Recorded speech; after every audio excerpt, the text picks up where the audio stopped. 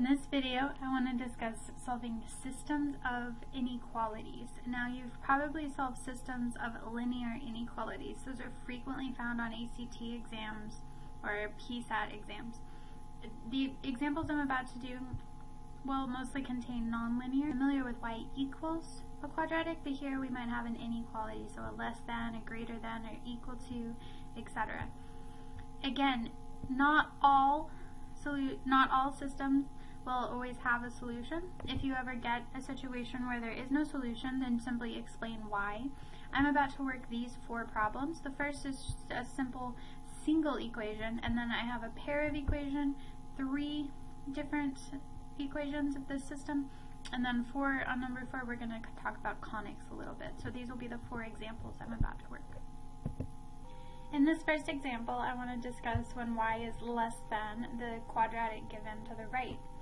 Now, we have graphed these quadratics before. I would expect that you know how to graph y equals this quadratic. You'll notice here it is dotted instead of a solid curve, and that is because this is a less than sign. So therefore y doesn't equal this quadratic. We don't want any points where y is equal to these when you plug in x on this right hand side where you get an identity.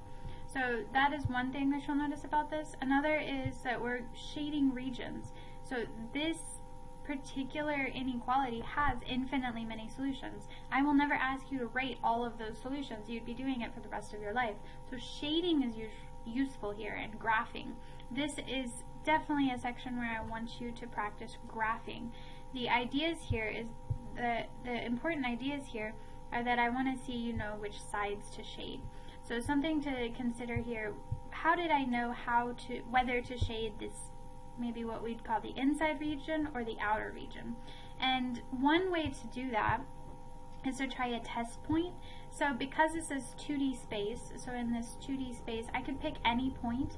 I might choose an easy point like 0, 0, and if I plug in 0 for x and 0 for y, that corresponds to the point 0, 0, the origin. Well, if I simply plug in 0 for y, I'll have 0 less than -3. Now, is 0 less than -3? You're right, it is not less than -3. What that tells me is 0, 0, the ordered pair 0, 0, is not a solution to this inequality. So I don't want it to be shaded. It's not intended to be a solution. That probably tells me that I don't want the outer side, because the parabola is breaking the 2D region up into 2 regions, so I don't want this outer side that I don't have colored here. I want the inside that I have in gray here, because any point in here should be a solution. So let's just try one. You could try anything in here. Try something, make it easy on yourself though. So maybe this point right here, which is the ordered pair 0, -4.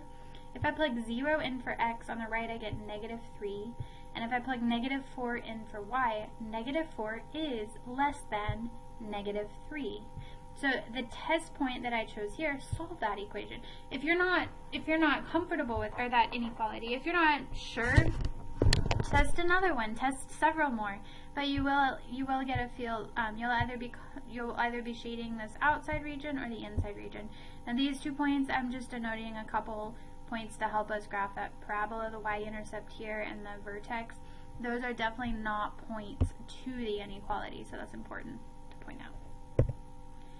On the next problem, you'll notice I have 2 polynomials again. So here, if this were y equals, I have y equals a quartic function and y equals a parabola.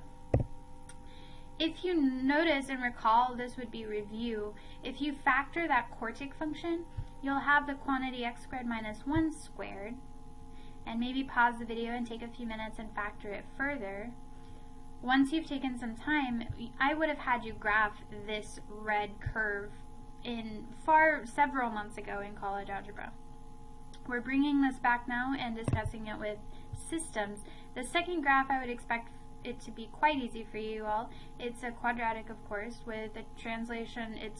It's reflected over the x-axis and translated up 1. So it's the blue dotted curve. Again, it is dotted because I have y greater than, so I don't want y equals 1 minus x squared. And the other graph is a solid curve because I do have greater than or equal to here for y. Now, you could use some test points. You need to identify which shaded regions are correct. Because we have more than one curve here, there won't just be two disjoint regions in the 2D space. If you'll notice, I used red to shade in the region for the first graph, and I used blue to shade in the appropriate region for the second graph. Now because I have two, I want all of the points that solve both of those, so that is why I would end up with this purple region that lies in the middle. These points in here, now how many points are there lying in this purple region? Infinitely many, that's right. Again, I will never have you write all of those out. You could write an expression. The solutions to this set again would be the points in the purple regions. Final answer should just be a graph containing those two regions colored in purple. At this point you might be wondering, when will I ever use this? I get that question as a math teacher frequently. If you go on to take other math classes, I use this quite frequently, these ideas. In a Cal 1, a Cal 2, and a Cal 3 class, there are different topics which would include these ideas. These would be important ideas to have a firm understanding of. So to begin, y plus x squared less than or equal to 4 gives me a parabola. You'll notice that what I did is I actually graphed y is less than or equal to 4 minus x squared. You could graph that in your calculator. And then I set these regions for the sides depending on x, and the region at the bottom depended on y there. And so my final solution set was just this purple region. So this purple region denotes your final solution to that system. Another example I would like to discuss. Definitely a nonlinear inequality. You have x to the first power here, but you have a product of the independent and dependent variables. In the second equation, both of the variables are squared, so I know that these are not linear inequalities. The first graph, if you'll recall, that was a hyperbola. Yes, we talked about those a long time ago. The second graph is a circle. You might recall that I did another video example with the same circle, this same inequality. Here, because we want x squared plus y squared to be less than 25, we'll be shading inside a circle. Here, because we want when the product of those is greater than or equal to 1, we'll be shading the outer sides of a hyperbola. To solve this algebraically, I could solve for y. Y is equal to 1 over x. If I look at the equation associated with this inequality, I could substitute that into the equation associated with the second inequality, and I'd have something like this. Now because x already will not be 0, so if you'll look at the first equation, because x will not be 0, that wouldn't have a solution to this first equation. Then what I've done is multiplied everything by x squared. I might put everything on the same side, and I would solve for the solutions of this left-hand side of this equation. Now I threw up the graph over here because the algebra in this problem is going to get pretty difficult. Keep in mind that you could use graphs to help you with your algebraic solutions. Use the ideas together. So here on the graph, say that you got a little worried about your equation, you wanted to see if you were doing this correctly.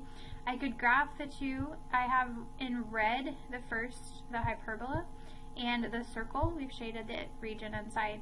Now it looks like I want the space where these overlap. So here we have some purple, and here we have some purple. So these are the spaces where we're looking.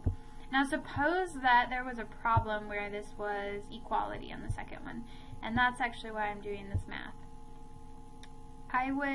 Perhaps I want to solve for these actual points. In a calculus class, when you have to set up your double integrals, calculus 2 or calculus 3, you have to know how to get those border points. And so I'm going to go ahead and walk you through the algebra here if you were needing those. For x to the 4th minus 25x squared, I need to solve this. It's in the form of a quadratic right now, but does not factor nicely. So I'm going to go ahead and use the quadratic formula. that equation is a quadratic in terms of, and I should have been more clear when I said that statement a minute ago, it's in a quadratic in terms of x squared. So it's a quartic equation, but in the quadratic form.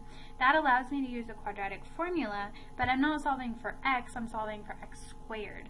You'll notice I set up the quadratic formula, simplified the radical, and then this gives me values for x. I would take the positive and negative square root of both sides.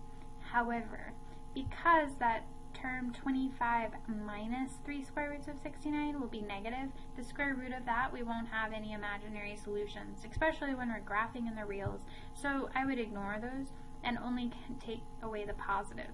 Because y is 1 over x, you'll notice I've taken the reciprocal here. So those two x values correspond to these two y values. They are actually these 2 points, so this would be the positive x positive y, and this would be the negative x negative y. I do have 2 more points.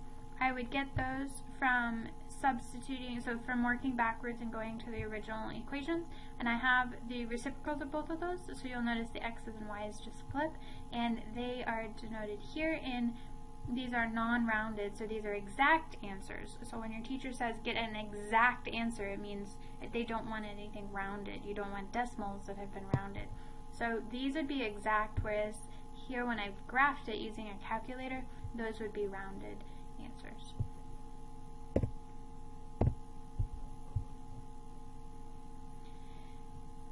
This video ends our discussion over nonlinear inequalities, and now I encourage you to practice this through the homework problems that I have assigned. Best of luck. Let me know if you have questions.